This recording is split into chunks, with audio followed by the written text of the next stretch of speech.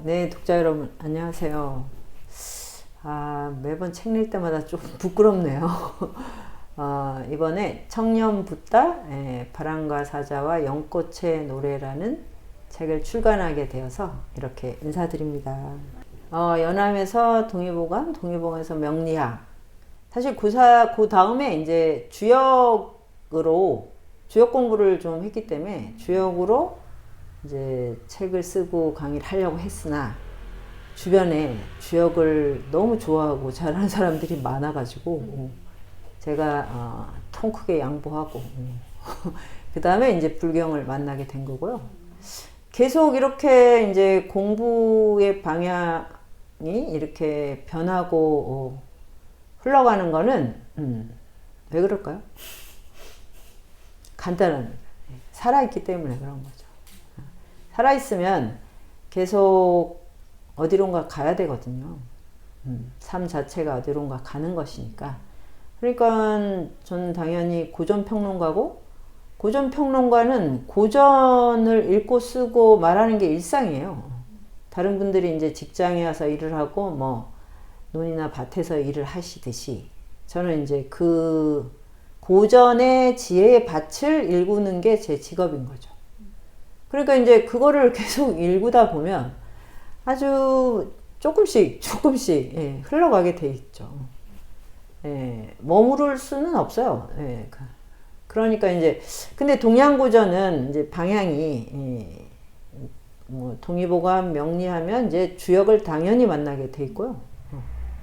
근데 이제 동양 사상이 유불도 이렇게 삼교 회통이니까 불경을 만나는 건 뭐 너무 당연하죠. 안 만나면 좀 이상한 거죠, 사실은.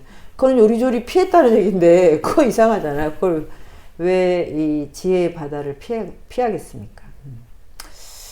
그래서 근데 좀 늦었어요. 저는 이제 매사가 좀 늦각이고 뒷북을 좀 치는 스타일이라 남들처럼 이렇게 막 앞서 나가지를 못한 채 지금 60대를 맞이했는데 그 40대 연암 열알기로 그 이제 그 공부가 한 이제 저의 40대를 이루었다면 이제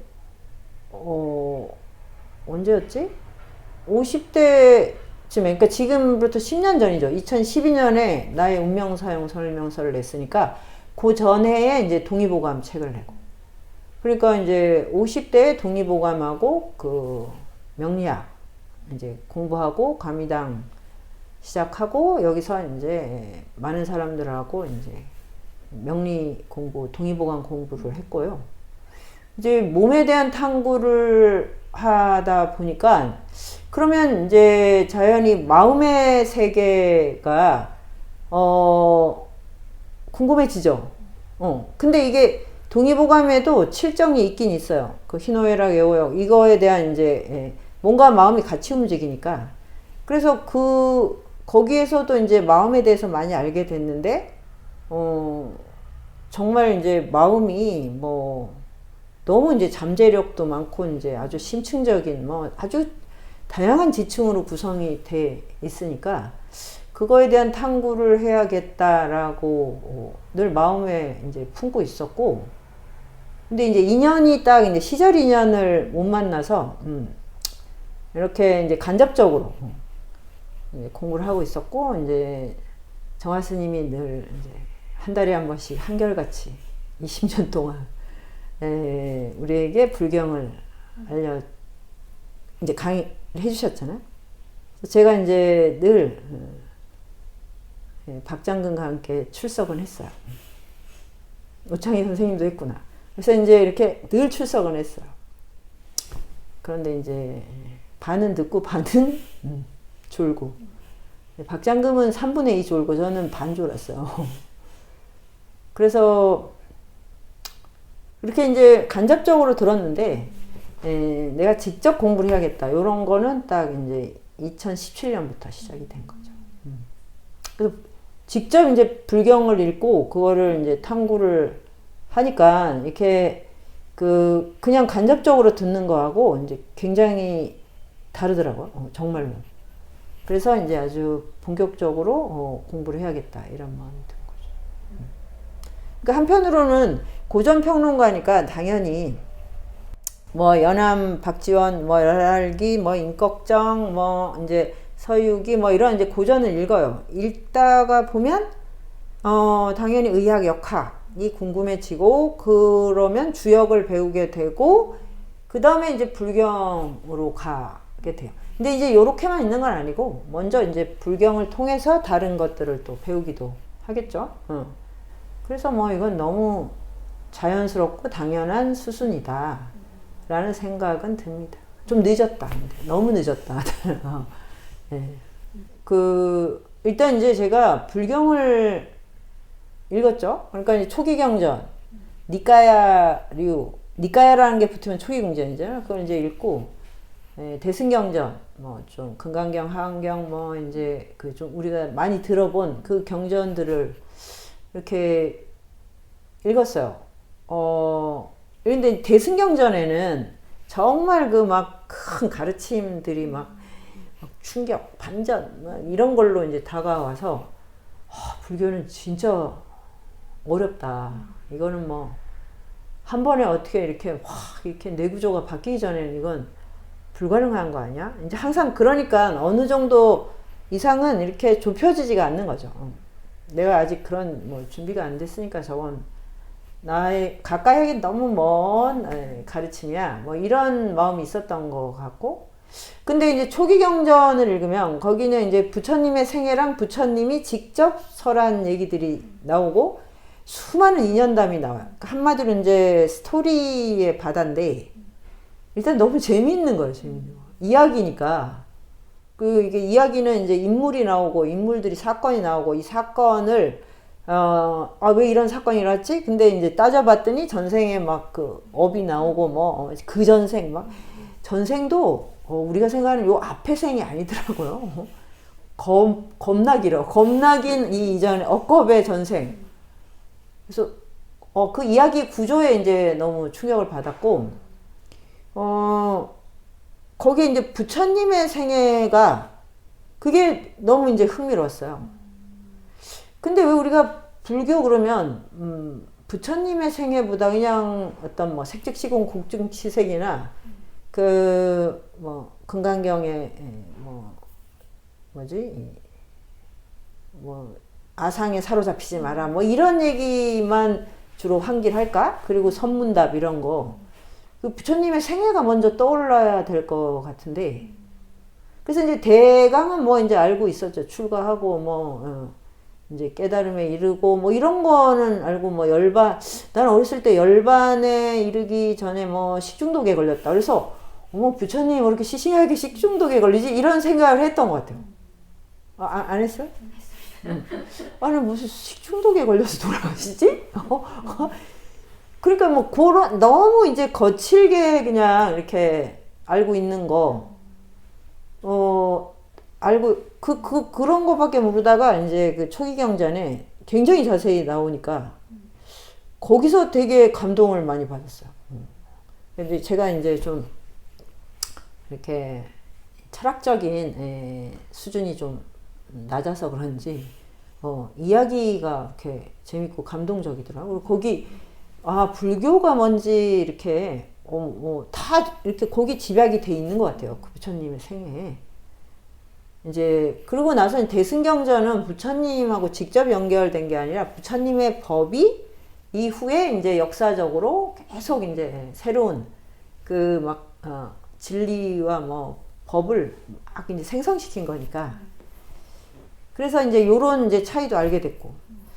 그런데 이제 거기서 이제 충격이 부처님은 막연히 나는 좀 연로하신 줄 알았다고요. 좀 완전히 그렇지 않아요? 그리고 절에 가면 대웅전에 있는 부처님들 다 너무 중후하고 좀 중년 이후 아니에요? 청년의 모습으로 있는 불상 봤어? 그렇지. 왜 그럴까? 왜 이렇게 중요한 거예요? 왜 부처님, 왜 대웅전에 있는 불상들은? 그랬는데, 29에 출가하시고, 그 다음에 35에 깨달았다. 이거는 어느 그 부처님 생애든 공통적인 거예요. 더 나이가 그 이전에 출가하셨다든지 뭐 이런 얘기는 있어도 이후는 아니거든요. 그럼 35이면 지금은 뭐 확실하게 청년이죠. 제가 젊었을 때는 조금 30대 넘으면 약간 아줌마 아저씨라고 했으니까 조금 나이가 들었다 이렇게 생각할 수 있지만 뭐 역사적으로 보면 사람의 이제 생애는 기본적으로 100년이라고 이렇게 잡혀 있기 때문에 30대면은 젊은 거예요, 아주. 젊은 붓다네. 이게 이제 내가 왜 근데 이렇게 노년층이라고 생각을 했을까? 이제 요게 깨졌고, 그 다음에 35 이후에는 80까지인데, 이게 45년 설법. 오로지 한결같은 설법만 하신 거예요. 와, 이것도 갑자기 너무 감동적인 거야. 갑자기 막 가슴이 울컥해질 정도. 45년 동안을 교육 활동을 하신 거잖아요. 길 위에서. 와, 이런 생애가 있나? 보통 이제 처음에 이렇게 가르치다가 유명해지고 뭐 명망을 얻고 이러면 그 다음에는 뭐 이렇게 좀 지위가 뭐 좀 높아지거나 뭐 이렇게 해가지고 좀 이렇게 바뀌는 거 아닌가? 우리가 정말 한결같이 길 위에 계셨다는 거.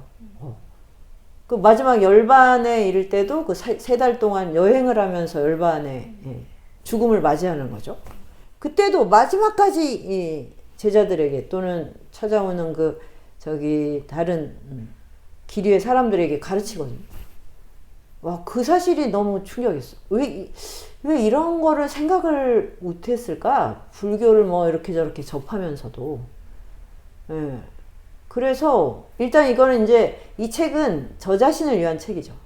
내가 만난 붓다, 그리고 붓다가 저 같은 중생한테 어떤 점이 감동인가, 그 포인트를 이제 제가 새로 잡고, 이제 저랑 비슷한 사람들이 있으면 이런 거부터 이제 좀 시작하면 좋지 않을까, 이런 생각이 들었어요. 그래서 이제 붓다는 청년이다. 그러면 이제 우리가 또 불교를 배운다고 할 때 나중에 나이 들어서 좀 해야지 이런 생각을 하잖아요. 뭐 정년 이후에 이제 은퇴해서 몸에 좀 기운도 떨어지고 뭐 이제 여생을 정리할 때 불교를 좀 본다, 뭐 이런 또 이미지가 있잖아요. 이것도 이 터무니없는 거잖아요. 아니 29에 출가를 해서 35에 그 깨달음에 이룬 이 가르침은 청년의 사상이잖아요. 청년. 여기 이 사상 자체에 엄청난 에너지가 있는 거예요. 그런데 왜 우리는 이걸 노년에 좀 노쇠할 때 접해야 된다고 생각을 할까? 이제 거기에 대한 이거 아주 잘못된 전제구나. 그러니까 그래서 이제 그렇게 이제 생각을 했고, 그러니까 이미 이제 50대 이후 뭐 이제 60대가 됐다. 그럼 어떡하냐? 근데 그때 이제 불교를 만난다는 건 정말 내 안에 있는 청년 에너지를 꺼내 쓰는 거예요. 그래야지 이제 이 사상과 만날 수가 있다. 이제 그거고, 우리 시대 청년들을 보니까 일단 마음이 너무 정처가 없어. 마음. 그 방향이 없는 거야. 갈 바를. 그래서 방향이 있다, 꿈이 있다. 그러면 뭐냐면 전부 성공하는 거예요. 성공. 그러니까 딱 그거 아니면 나머지는 방향이 없어요. 뭐 열심히 살아야 되나? 꼭 살아야 되나? 뭐 삶이라는 게 무슨 의미가 있나? 이런 거가 너무 이제 만연돼 있어서, 그래서 이제 이런 청년들한테는 최고의 스승이 필요하다. 그러니까 이제 보통의 멘토는 안 돼. 그래서 인류 최고의 스승. 청년기에 이제 그런 고뇌를 안고 출가해서 그 에너지로 깨달음에 이르고 45년간을 길 위에서 그 길을 알려준 이런 스승이 필요하다. 그래서 이제 이 청년 붓다의 청년은 이제 두 가지 의미가 있는 거예요. 붓다가 청년이다 하고, 우리 시대의 청년들에게는 붓다가 필요하다. 그래서 이제 제가 거기 좀 뭐 21세기 슈가맨이라고, 슈가맨이 이제 노래는 다 아는데 가수를 모르는 거 아니야? 우리가 불교 그러면 뭐 색즉시공 공족시생일 뭐 이런 걸 많이 들었어. 그 알아. 근데 그 가르침을 펼친 분이 누군지 몰라. 그리고 그분의 인생도 잘 몰라. 근데 이제 그분을, 그 스승을 찾아서 만나야 될 때가 되지 않았나, 우리 시대 청년들. 그리고 또 제가 책에도 썼지만 그 깨봉의 청년들이 의외로 또 불경을 좋아해요. 근데 이해를 하는 것 같진 않아. 잘 모르는데 왜 좋아하지? 그게 미스테리예요, 미스테리. 뭐 왠지 끌린다는 거잖아. 그러니까 그게 잘 모르는데 끌린다. 이게 굉장히 강한 거 아니야? 우리가 연애할 때도 왠지 끌려가 제일 힘이 센 거잖아. 알고 뭐 이것저것 다 알고 끌리는 건 약간 좀 계산적인데. 그래서 이거는 뭔가 때가 이르렀나? 청년들과 붓다가 만나는 때가 이르렀나? 그래서 이제 청년 붓다인 거고. 그러면 이제 붓다의 가르침은 그 열반이나 해탈 이런 건 이제 불교 용어인데, 이제 이거를 그냥 우리가 쓰는 언어로 풀면 우리의 모든 존재론적 구속에서 벗어난 대자유, 이렇게 생각하면 돼요. 그러면 이제 자유는 우리가 다 좋아하죠. 자유 싫어하는 사람은 없잖아. 근데 뭐에 구속됐는지는 잘 모르는 것 같아요. 사람마다 다르기도 하고. 근데 이제 돈이 없어, 뭐 또는 집이 없어, 뭐 차가 없어, 이런 것도 구속이고, 또 뭐가 구속이죠? 뭐가 나를 얽매이는 것 같아요? 자의식? 네. 자의식은 자기가 자기를 묶어놓는 거잖아. 남들이 날 무시할 거야. 예. 나는 나야. 근데 알아주지 않아. 뭐 이런 거죠. 자기는 왜 남을 안 알아주나, 근데? 예? 그래서 나는 추앙받아야 돼. 요즘 유행하는 사랑으로는 안 돼. 추앙받아야 돼. 나를 충만하게 채워줘. 본인은 채워준 적이 있나? 이게 되게 불공정한 사실 감정이거든. 근데 그런 걸 생각할 겨를도 없이 거기에 매여버리니까 구속이지, 구속. 그물이지, 그물. 그러면 그런 거. 근데 뭐 몸이 아프다. 그러면 몸이 바로 구속이 되죠. 뭐 우리가 코로나 때문에 지금 2년간 발이 묶였잖아요. 이거 완전히 뭐 적나라한 거지. 그러니까 내가 코로나에 걸려도 당연히 묶이는 거지만 안 걸린 사람도 묶이는 거잖아요, 지금. 안 걸려도 움직이면 안 돼. 이렇게 되는 거. 이 구속. 그리고 이제 기본적으로 생로병사, 태어나면 죽는다. 이 길을 내가 바꿀 수가 없잖아요. 그러니까 이런 게 이제 다 구속이고, 만나면 헤어져야 되고. 그러니까 이거는 누구나 갖고 있는 거야. 만나면 헤어져야 돼. 그런데 사랑하는 사람과 헤어지면 괴로움이야. 그러면 여기에 이제 이렇게 대응되는 게 뭐야? 헤어져야 되는데 못 헤어지는 사람. 그것도 보통 괴로움이 아니잖아. 그것도 꽁꽁 묶여 있는 거죠. 그리고 무언가를 얻으려고 하면 얻은 다음에 잃거나 얻은 다음엔 더 얻고 싶은데 절대 그게 안 채워지는 거. 이거는 모든 사람에게 공평해. 동등해. 예. 내가 원하는 만큼 얻었어. 이런 사람은 이 세상에 없거든. 그러니까 이게 이제 아주 보편적이고 근원적인 어떤 괴로움, 구속. 여기서 벗어난다. 이런 이 존재론적 그물망에서 벗어난다. 이게 자유. 그걸 그래서 대자유라고 말하는 거거든요. 그러니까 그 대자유에 이르는 길. 첫 번째 이제 바람이 된다. 그러면 그물에 걸리지 않는 바람. 그 어떤 거 있어? 그물은 뭐 관습의 그물, 또 뭐 자의식의 그물, 또 인연의 그물 막 뭐 있잖아요. 그물 투성이지 사실. 또 내가 많이 만들어 또 없으면 막 만들어서 막 그물에서 허우적거려 버둥거리고.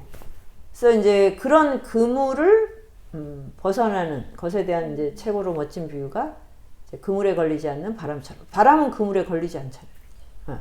그 길을 열었다는 거 하나하고, 그 다음에 이제 생로병사를 겪고 예기치 않은 일들이 벌어지고 이런 것들을 우리가 컨트롤 못하니까 항상 두려움을 안고 있어. 예, 그냥 누구나 다 두려움을 안고 있어요. 아무리 똑똑하고 뭐 잘나고 그래도 확신에 차서 살 수가 없는 거야. 예. 내일 또 무슨 일이 날까? 내가 뭐 세계 최고의 축구 선수라고 해도 내일 게임에서 내가 골을 넣는다는 걸 확실할 수 없는 거지. 이제 이런 것들이 주는 이제 두려움. 잃어버릴까봐, 내가 소멸될까봐, 또는 내가 사랑한 사람이 또 사라질까봐, 뭐 이런 두려움. 그 두려움을 벗어나는 것을 소리에 놀라지 않는 사자처럼 이렇게 표현을 했어요. 예. 그러니까 아마 그때 인도에서는 사자가 가장 용맹스러워서 어떤 소리에도 놀라지 않는 그런 존재로 여겨진 거죠. 그리고 이제 연꽃은 그 청정함인데 이제 진흙탕에서 진흙벌에서 꼭 자란다는 거야. 근데 진흙에 물들지 않는 청정함. 그게 아주 아이러니하면서도 정말 신기한 일이잖아요. 근데 우리는 이제 다 태어날 때에 욕망의 진흙벌에서 태어난다. 탐욕, 분노, 어리석음의 진흙. 너무 실감이 난다. 거기에서 늘 허우적거리잖아요. 근데 그 진흙벌은 막 헤어나려고 할수록 더 거기에 막 이렇게 빨려 들어가는 거 아닌가? 그래서 그런데 그것이 아니면 연꽃이 피질 않아 또. 그러니까 우리를 수렁에 빠뜨리기도 하는데 거기서 청정한 연꽃을 피워내기도 하는 그 바탕이라는 거지. 그러니까 이 욕망의 진흙벌을 어떻게 쓰느냐에 따라서 내가 수렁에 잠기냐 아니면 연꽃을 피워내느냐 여기에 있다는 거. 너무 막 이해되죠. 그러니까 자기 욕망을 막 부정하고 막 갖다 버리고 없애버리고 이러면 수렁도 없겠지만 연꽃도 피어날 수가 없어. 그래서 이제 그거를 아주 소중한 자양분으로 써서 그러려면 이제 여기에 어떤 게 양분이 있는지 잘 관찰을 하고 이 욕망이 갖고 있는 속성 그리고 어떤 영양가가 있는지 뭐 이런 거를 잘 알아서 이제 연꽃을 피워내는 거죠. 그래서 이제 진흙에 물들지 않는 연꽃처럼 이게 이제 수타니파타라는 그 초기 경전 그리고 붓다가 가장 성도한 깨달음에 이른 지 얼마 안 된 그 청년기에 이제 붓다가 돼서 이제 길이를 걸을 때 했던 그 설법이 수타니파타원.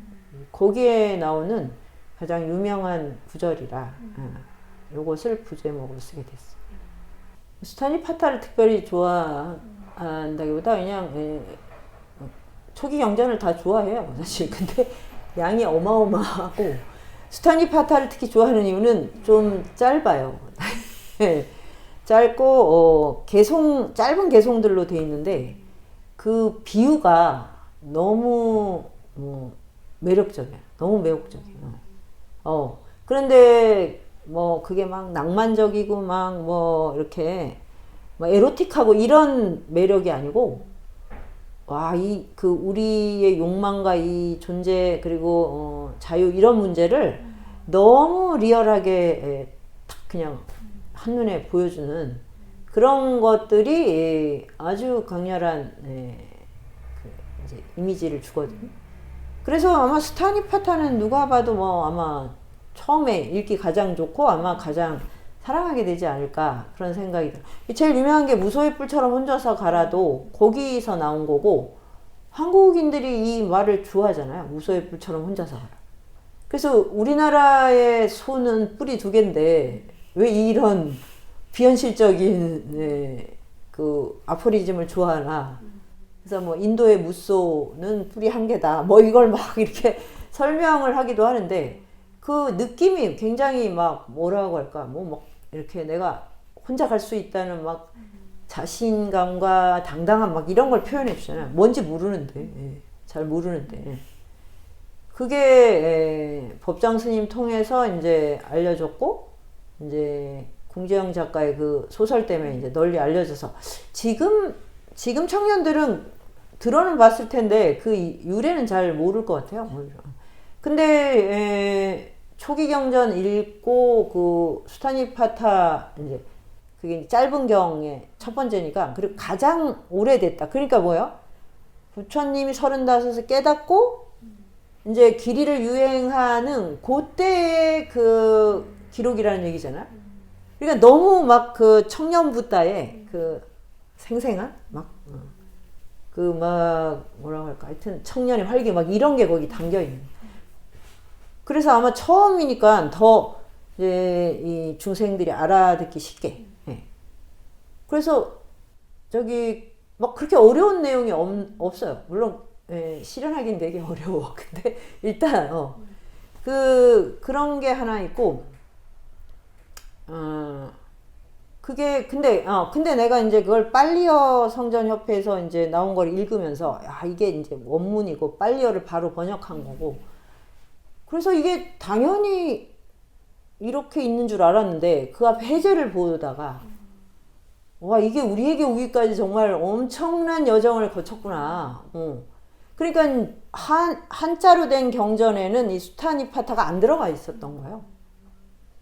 이게 당연히 있고 이렇게 온 게 아니고 그러니까 그렇다고 우리가 한자 경전을 많이 읽은 건 아닌데 그 안에 없었으니까 당연히 이게 이제 우리나라 문화권에서 막 이렇게 그 회자되질 않은 거죠. 그런데 그래서 너무 뜻밖이다. 그래서 이제 그걸 이제 추적 그 해제를 유심히 읽어보니까 이게 먼저 이제 서양에 알려져서 막 엄청 서양 지성인들에게 충격을 주고 이제 제국주의 시대 일본에서 그 먼저 번역을 하고 뭐 이제 그래서 일본판을 또 우리에게 번역을 했다가 이제 거의 뭐 20세기 끝날 때쯤 빨리어에서 직접 왔다는. 그러니까 얼마 안 된 게 너무 놀랐어. 얼마 안 된 게. 오래전부터 있었을 것 같았는데 그래서 또 감격스러웠죠. 이게 나에게 오기까지 이렇게 무수한 시간이 걸려서 왔구나. 그러니까 텍스트하고도 인연이 있는 거예요, 사람이. 그래서 좀 뭐라고 해야 되나? 이제 부처님의 가르침이건 이제 경전에 있던 어떤 구절이 이것도 그 자기 나름의 운동을 하고 있는 거야. 운동을 하고 있고 나는 나대로 살아가고 있는데 어느 순간에 이렇게 딱 만난다는 거죠. 그러니까 우리는 뭐 남녀 간의 만남만 막 특별하다고 생각하는데 이런 마주침이 굉장히 신기하고 오묘할 때가 참 많아요. 이 무서의 뿔처럼 혼자서 가라 혹은 뭐 수타니파타 바람과 사자와 연꽃 이거를 몰랐을 때와 이거를 알았을 때의 삶은 전혀 다른 거예요. 그러니까 일단 뭐 아는 것 같은데 실제로 아는 건 없는 거고 하긴 모든 고전이 그렇긴 하죠. 뭐 우리가 공자님도 잘 아는 건 아니잖아요. 근데 이제 그 공자님이나 부처님이나 뭐 노자나 소크라테스나 뭐 예수님이나 이런 분들은 이제 진리의 궁극을 추구해서 그 존재가 일치된 분들이잖아. 그분들의 가르침이나 뭐 사상은 이렇게 공기하고 물 같은 거예요. 그래서 지금 우리가 사는 세상을 계속 우리가 살아갈 수 있게 만들어주는 거예요. 공기와 물에 대해서 우리가 별로 관심이 없잖아. 근데 이것이 없으면 우리는 살 수 없다. 그건 알고 있는데 이제 어떤 계기에 의해서 이게 살아있다는 게 정말 신기하구나. 이 공기가 너무 감사하구나. 우리가 코로나 때문에 정말 그냥 평범한 일상이 이렇게 대단한 거구나를 알듯이 그런 거니까 뭐 잘 모르고 뭐 관심 없고 이거 자체가 뭐 어떻게 보면 자연스러운 거예요. 근데 이제 어떤 계기에 의해서 이렇게 마주치게 됐을 때 그러면 뭐 금강경이나 뭐 선문답이나 뭐 또 저기 환경을 통해서 거기에 이제 접속하는 경우도 있을 거고 뭐 티베트 불교를 통해서 갈 수 있고 뭐 어떤 스님을 통해서 뭐 수많은 길이 있는 거죠. 있는데 저는 그 부처님의 생애 그러니까 이 불교의 핵심이 뭐냐면 신의 계시가 아니고 부처님은 신이 아니고 그 다음에 그러니까 신이 아니고 신의 뭐 사자가 아니니까 이렇게 갑작스럽게 어떤 뭐 영감을 받거나 뭐 이렇게 기적이나 이적에 의해서 이렇게 뭐가 펼쳐진 게 아니고 인간의 몸으로 인간의 알무로 이걸 찬찬히 밟아가서 완전한 자유에 이르렀다. 요게 핵심이거든요. 그게 이제 다른 종교나 사상하고 완전히 다른 지점이에요. 사람의 몸으로 사람의 마음, 사람의 이 지성, 이 힘으로 이제 거기에 갔다는 거거든요. 그러면은 당연히 어떻게 살아서 어떤 코스를 밟았는가가 궁금하지 않나? 이제 신의 계시를 받았다 이런 거면 그 계시 자체가 중요한 거잖아요. 그런데 불교는 그게 아닌데 글쎄 저는 그래서 그 사실이 되게 어떤 코스를 밟아간 거지? 가면 이제 저런 깨달음에 이르지? 이제 이게 일단 너무 궁금했고 그래서 이제 그 경전을 이렇게 그래서 계속 처음에 경전을 읽을 때도 그 부처님의 생애와 관련된 부분이 굉장히 이렇게 눈에 더 많이 들어왔던 것 같아요. 나중에 깨달은 뒤에 오는 결과, 이 불교 그 가르침 말고 이 코스.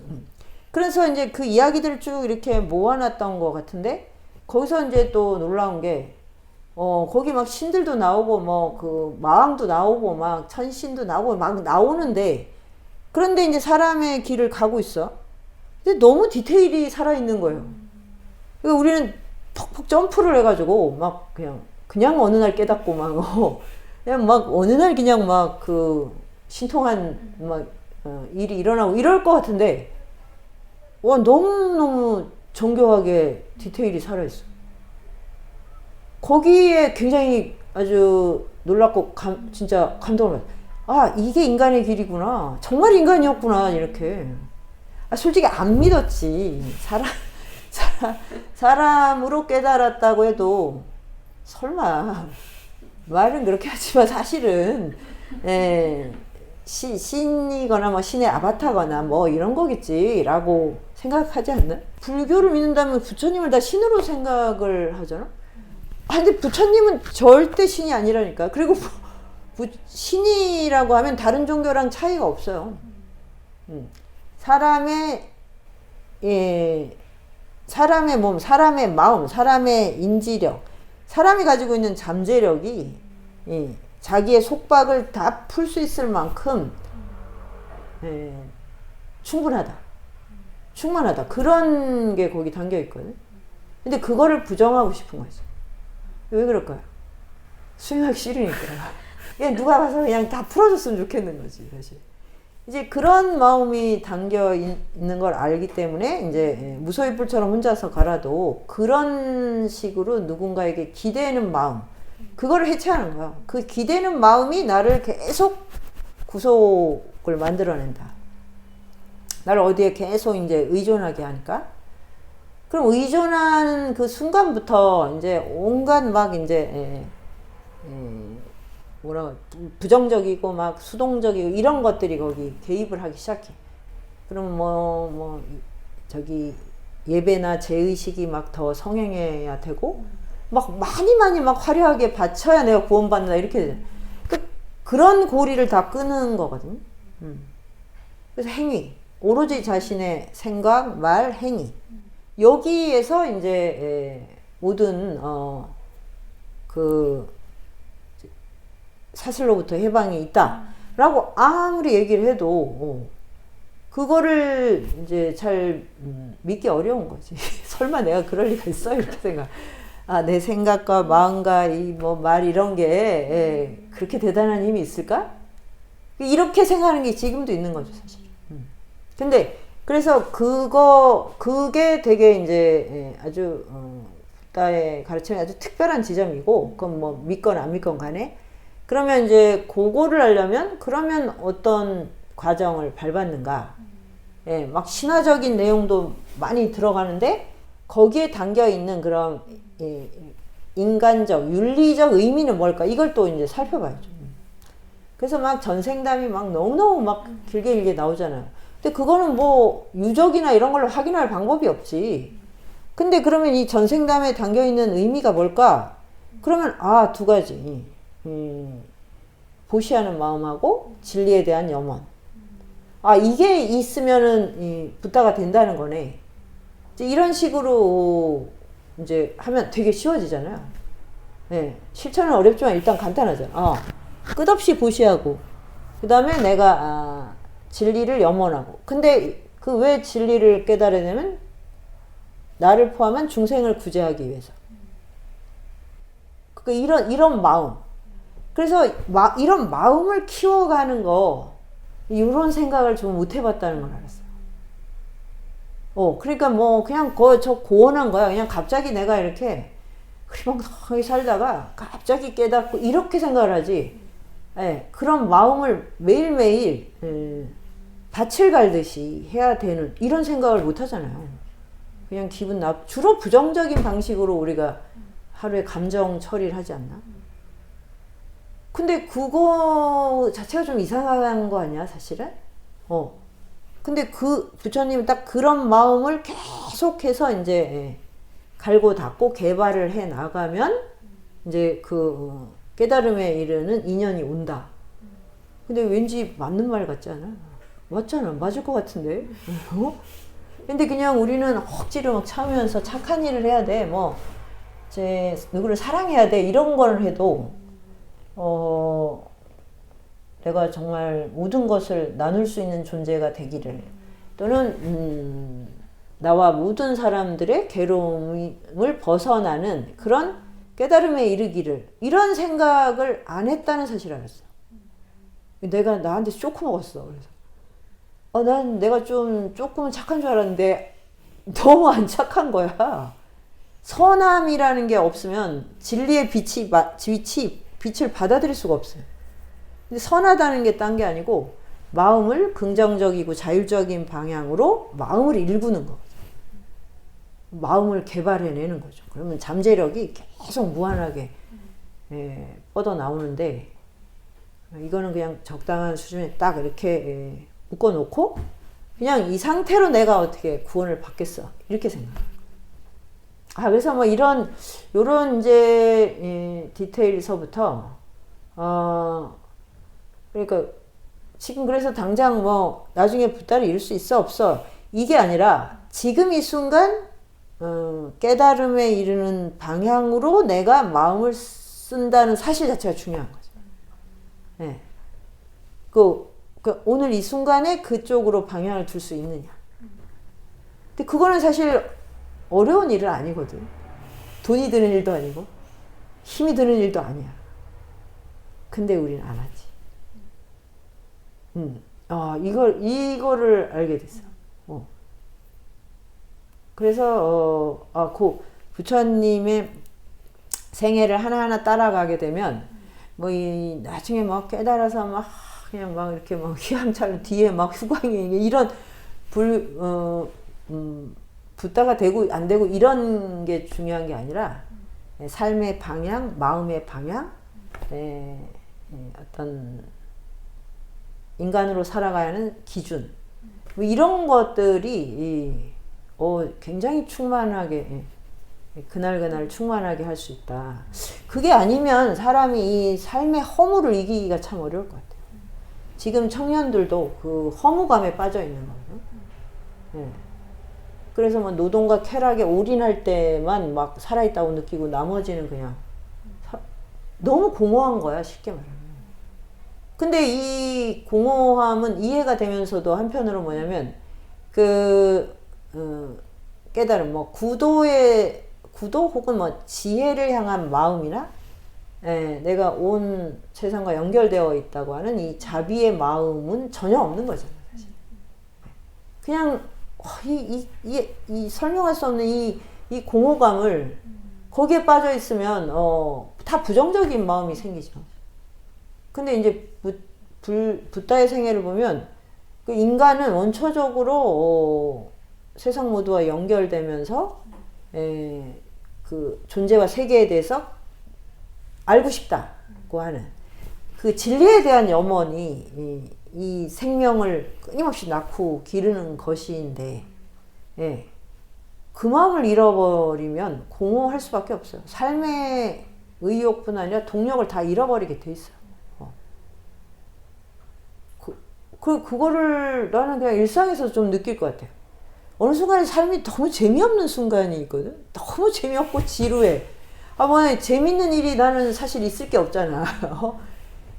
근데 원고를 막 쓰고 힘들 때만 좀 열심히 살고 삶이 충만한 것 같아. 근데 이렇게 편안하고 느슨하면 되게 지루함과 허무함이 쑥 밀려오거든요. 그런데 그때 이제 생각하면 이게 얼마나 이기적인 마음인가. 이 세상과 단절될 때 내가 이렇게 하는구나. 그게 그러니까 지혜와 자비라는 그 마음이 나를 세상과 연결시켜주는 생명력의 원천이야, 원천. 그 마음이 들 때, 깨봉 청년들을 먹여 살려야 돼. 애들을 부자로 만들어야 돼. 빈곤 탈출시켜야 돼. 뭔가 그러니까 내가 세상을 이롭게 하는 일을 하고 싶다고 할 때 이렇게 기운이 나는 거예요, 사실은. 그리고 새로운 걸 알고 싶다. 이제 지금 읽는 저 마하바라타 재밌긴 한데 이 사람이 너무 많이 나와서 괴로운데 저걸 통해서 인도 사상이 이런 거구나라는 걸 알 때, 그럴 때만 충만하지. 그게 아니면은 정말 너무 삶이 공허한 거 아니야? 그래서 사람들이 전쟁을 한다고 그러더라고. 이럴 바에는 전쟁을 하자고. 되게 무서운 감정이에요. 그러니까. 그래서 이 공허함이라든가 또 막막함에 오래 방치가 되면 거기서 싹 트는 건 혐오와 파괴력이지 절대 그 새로운 것이 생성되지를 않거든. 그래서 정말 우리 시대의 모든 사람들은 이제 붓다를 만나야 될 때가 됐다. 이런 생각이 저를 포함해서도 너무 실감이 나옵니다.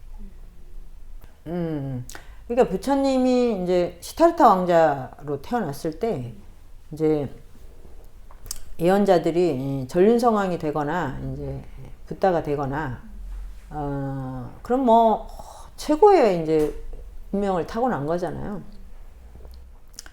근데 그 아버지는 뭘 원하겠어요? 아버지는 아마 전륜성왕이면서 붓다가 되는 길이 없을까? 이렇게 생각을 할걸? 예. 지금도 그렇지 않을까? 성스러운 인물인데, 최고의 셀럽이 됐으면 좋겠어. 이렇게. 이 두 개를 같이 그러잖아. 그리고, 이 생에서의 최고의 부와 권세, 내 생에 또 영광. 이걸 다 갖고 싶어 하는 게 일반적인 거죠. 근데 이 마음 자체가 이미 이제 자아를 증식하는 쪽으로 방향을 선 거야. 그 두 개를 같이 누리고 싶다는 마음 자체가. 근데 이제 이걸 해보면 불가능하다는 걸 바로 알 수가 있어. 왜냐면 붓다가 되는 건 이 모든 자아로부터 벗어나는 길이니까.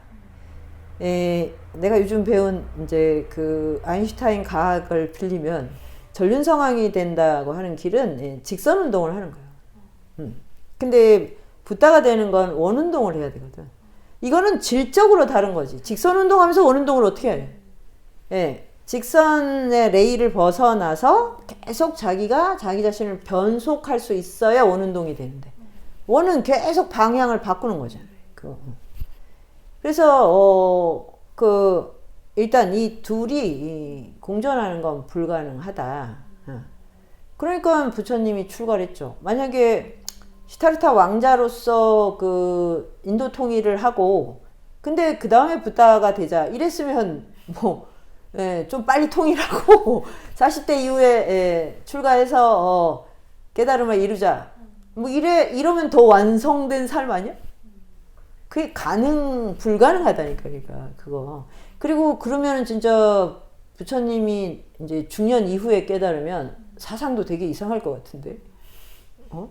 왜냐면 젊어서 이 청춘의 활력, 청춘의 그 에로스 막 청춘의 불안과 방황 이 모든 거를 이거를 이 힘을 가지고 출가해서 그 에너지로 이제 질문을 하고 탐색하고 이렇게 해서 나온 사상이니까 일찍이 없었고 앞으로도 없는 그런 사유가 나오지.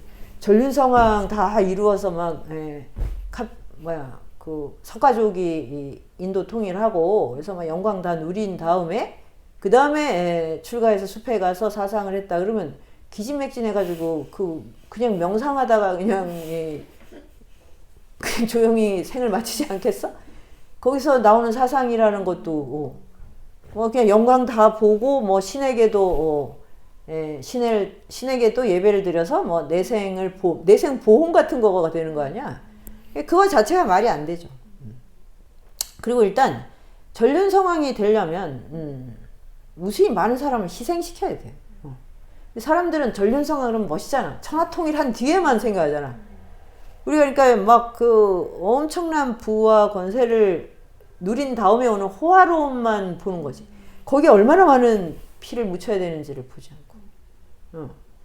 그러면 지금 사람들도 열심히 살아서 내가 엄청난 돈을 벌고 요즘은 작은 돈은 안 되더라고. 엄청난 돈이라야 되더라고. 그걸로 최고의 아파트와 등등을 다 이제 한 다음에 또 나 영혼도 이뤄받고 싶어 이러는 거잖아. 사실 그거 아니야? 근데 이거를 하는 동안에 그야말로 이 마음이 너무 많이 오염될 수밖에 없잖아요. 늘 돈, 경쟁, 그리고 실적, 이겨야 돼. 여기에 질투, 시기 이런 마음으로 24시간을 꽉 채워야 되는 거 아닌가? 그렇지 않고 돼? 비트코인을 하든 주식 투자를 하든 이 마음이 거기에 완전히 가 있어야만 성공하는 거 아니야? 그렇지 않고 성공할 수가 있나? 그러니까 그런 다음에 영원히 평안을 얻겠다. 그거 자체가 불가능한 거죠. 왜냐면 자아가 너무 비대해져가지고 이제 자아를 꽉 차 있는 틈이 없게 돼버려. 그런 현대인들이 겪는 대표적인 증상이 불면증이라고. 자아가 곤두서 있으면 잠을 못 자요. 잠을 못 잘 때 고전을 낭송하고 스타니파타를 읽으면 좋겠지만 그럴 리가 없잖아. 너무 고통스럽다고. 이 자아를 비우는 게 이 자기 마음대로 안 되는 거야. 너무 이제 달렸기 때문에. 그러니까 우리가 직선운동 할 때도 차를 만약에 밟는다고 해봐. 멈추는 게 가능해? 달려! 그랬을 때까지는 좋지. 여기는 되지. 속도를 올리는 건 되는데 멈추면 어떻게 되지? 멈추는 게 되나? 갑자기 멈춰. 이게 되지도 않고 멈추는 걸 눌러도 아마 멈추는 데까지 한참 걸릴걸. 그런 이치랑 같은 거예요. 그러니까 이제 시타르타 왕자만 이 두 가지의 길로 고민을 한 게 아니고 사실 모든 사람은 이 고민에 봉착을 해요. 그냥 쫙 달려갈 것이냐. 그럼 아니면 내가 조금이라도 자아를 비우는 방향으로 이 청춘의 순간들을 통과할 것인가. 근데 지금 청년들은 이분법적으로 이거 아니면 그냥 방치를 하잖아요. 그러니까 이 직선 운동을 해서 내가 성취를 이룬다 그러면 멈춰지지가 않고 여기서 이 라인을 도저히 탈 만큼의 체력과 뭐 하여튼 등등 다른 조건이 안 돼. 그럼 어떻게 하냐면 완전히 또 자괴감에 빠져요. 이렇게 같은 운동을 하는 거야. 속도의 차이만 있을 뿐이지 라인은 똑같은. 그게 정말 큰 문제라는 거지. 그러니까 이렇게 정말 이 길을 갈 사람은 가고 전륜성향의 길을 갈 사람은 가고 나머지는 그럼 정말 나는 물질과 이 뭐 이런 눈에 보이는 것이 아닌 그런 보이지 않는 것으로 나를 충만하게 하는 길을 가겠다. 이렇게 하면 뭐 문제가 있어? 이러면 참 좋잖아요. 청년이 이 길로 갈 수도 있고 이 길을 갈 수도 있고 지금 시대에는 그게 다 가능한 시대가 됐거든. 예전에는 이걸 따라가지 않으면 굶거나 자존감을 지킬 수 없는 상태가 되고 그 극빈이라는 게. 근데 지금 뭐 가난하다고 누가 그 가난해도 잘 못 알아봐. 왜 뭐 의상이 비슷하고 그렇지 않아요? 네? 여기 청년들도 겉으로 봐서는 전혀 백수라고 느껴지지 않아. 그러니까 그렇게 됐으니까 이제는 선택을 할 수 있잖아. 이 길을 갈 것이냐? 네. 나는 이제 정말 내 존재를 충만하게 채우는 길을 가겠다. 그러려면 이제 그 자아를 이제 비워야 되거든요. 비우는. 그걸 연습을 하면 되는데, 그런데, 어떻게 딱 하나의 라인밖에 없다는 게 나는 좀 너무 서글퍼요. 이런 게 우리나라가 선진국이 되고 민주주의가 되는 거였나? 이게 너무 좀 당황스러울 때 되게 많아요. 내가 젊었을 때는, 우리나라가 정말 $10,000 되고 $20,000 되고 막 이러면, 그게 바로 이제 좋은 나라가 될까요가 뭐냐면 청춘이 선택할 수 있는 게 너무 많아지는 거. 네, 너무 막 청춘의 이 자유가 막 풍부해지는 거를 염두에 뒀어요. 그때는 그렇게 되면 청년들이 뭐든 하겠구나. 민주주의가 되고 민주주의를 이루어서 막 그런 경찰 눈치 안 보고 요새 누가 경찰 눈치를 봐? 경찰을 그냥 자기 매니저처럼 쓰잖아. 우린 예전에는 경찰 보면 이렇게 피해 다녔다고. 그래서 이제 남녀 간의 불평등도 엄청 심했는데, 여성한테도 굉장히 많은 이제 기회가 주어지고 있잖아? 여성의 능력도 막 펼쳐지고, 이런데, 그러면은, 청춘이 얼마나 그때 막, 활발하고 막 빛나고 막 눈부실까라고 나는, 나뿐 아니라 모든 우리 세대가 그렇게 기대를 했어요. 근데 이게 웬일이야? 선택지가 없다고 사는 게 너무 이제 팍팍해졌다고. 연애도 힘들다고 이런 얘기 나올 때 진짜 그런 얘기 나올 때 처음에 너무 진짜 컬처 쇼크였다니까. 아니 이러려고 그럼 그렇게 민주주의와 선진국이 되기 위해서 분투했단 말인가? 아니, 왜 이런 거를 토론을 안 해? 나는 진짜 정말. 아직 나만 궁금해, 나만. 난 진짜 정말 우리 사회 지도층에서 이걸 갖고 공청회를 좀 해봤으면 좋겠어. 아니, 왜 이렇게 제일 궁금한 얘기는 안 하고, 안 궁금한 얘기만 그렇게 하는지 모르겠어. 아니, 진심. 그래서 지금은 오히려 청춘이 빛나기는커녕 청춘의 빛이 더 지금 시들어가고 있잖아. 그 라인업이 하나만 돼 있다는 거야. 나머지는 그냥 다 자괴감.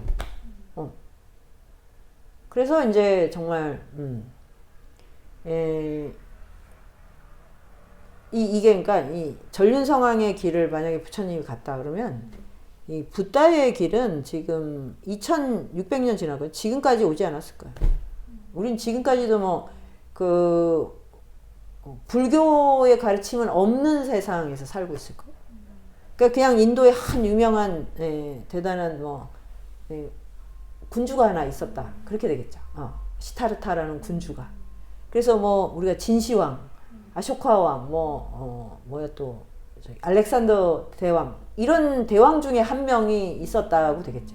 근데 우리가 마음이 외로울 때 알렉산더 대왕을 보고 위로받아? 거기에 길을 물어? 진시황한테 물어? 아니 그렇게 위대한 왕이 죽자마자 자식이 배신때려서 바로 그냥 나라를 말아먹고, 아니 그 인생이 그 보통 사람 인생보다도 못한 것 같은데? 그러니까 이게 이제 왜 이런 게 사람들이 그 이렇게 진짜 그 영광 보는 순간 외에는 아무것도 생각을 못하니까 이렇게 되는 거죠. 그 삶이 얼마나 사실 황폐하고 또 불안하며 이 세상과 차단되었는가. 그래야만 그 길을 갈 수가 있으니까. 그래서 전륜 상황이 되는 길은 참 유혹적이죠. 부처님도 그래서 계속 그 갈등을 겪잖아요. 마지막 순간까지. 그러니까 약소국의 그 왕자로 태어나면 당연히 그게 책임감으로서도 그게 얼마나 강해서 될 수 있다는데 또 나는 하면 된대. 그런데 그렇게 해봐야 석가족을 위한 것이 뿐 아니라 석가족도 많이 희생돼야 돼요. 전쟁을 해야 되니까. 그리고 우리가 아주 카리스마 넘치는 위대한 지도자가 있으면 그 옆에 있는 사람들이 다 안전할 것 같은데 그 옆에 있는 사람들이 가장 위험해. 사실 굉장히 많이 희생돼요. 표적이 되기 때문에. 오히려 그래서 그렇게 위대한 그 군주 옆에는 없어야 돼요. 그 피해 다녀야 돼. 피해. 가족이 제일 위험해요. 실제로. 그런 것들을 이렇게 디테일하게 사실 못 보고 어떤 사람이 영광 봤어 이것만. 지금도 마찬가지야. 누가 대박 쳤어 이것만 보는 거야. 그 사람들의 앞뒤와 그 삶의 맥락을 보면 절대 그렇게 생각할 수가 없거든. 그래서 이제 불교를 배운다는 거는 우리가 마음을 탐구하는 거면서 이런 마음을 가지고 살아가는 모든 사람들의 그 복잡한 맥락을 보는 통찰력. 그 맥락을 보게 되면 내가 어디에 금방 휩쓸리거나 아니면 금방 좌절하거나 하는 일을 덜 하겠죠? 맥락을 안 보고 그냥 결정된 사항들만 보는 거야. 그러니까 나는 이 라인업. 근데 도저히 내가 저걸 따라갈 수는 없네? 그럼 그 다음은 삶을 방기. 그리고 잘 살고 있는데도 뭐가 이렇게 직장 가지고 이제 꽤 남들 부러워하는 일을 하고 있는데도 뭐 이렇게 자기가 부족하다고 생각을 하지? 근데 이게 겸손은 아니야 절대.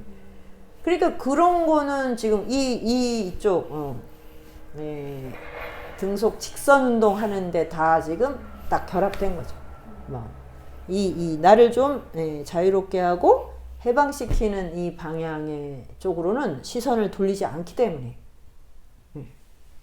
그러니까 결과적으로 거의 모든 사람이 다 어떤 상처뿐인 영광. 열심히 살수록 나는 아무것도 아니야 라고 자꾸 자기 자신에게 하는. 요새 그 해방일지라는 드라마 보니까 거기 보니 정말 자존감을 갖고 사는 사람이 정말 없더라고.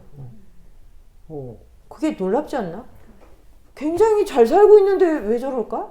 집도 자꾸 왜 저럴까? 다 하나같이 다 이제 삶 왜 저렇게 어둡고 힘겨워. 그래서 이거는 이제 내가 연암에서부터 이제 수많은 스승들을 이제 다 슈가맨으로 불러냈는데 이제 제일 센 이제 슈가맨을 등장시킨 이유입니다. 글쎄, 이 글은 청년, 붓다라는 말이 이제 종교적인 것 때문에 불편하시다면 그냥 청년 구도자라고 그냥 해도 좋아요. 어떤 2600년 전에 한 청년 구도자가, 어떻게, 자신을 얽어매고 있는 이 존재의 속박으로부터 탈출해서, 바람처럼, 사자처럼 연꽃처럼 살아갈 수 있게 되었는지를 제가 그거를 이제 그리고 싶었으니까 그런 과정을 생생하게 좀 느껴서 다 각자의 삶에서 자유와 당당함 그리고 청정함 이런 거를 누릴 수 있었으면 좋겠습니다.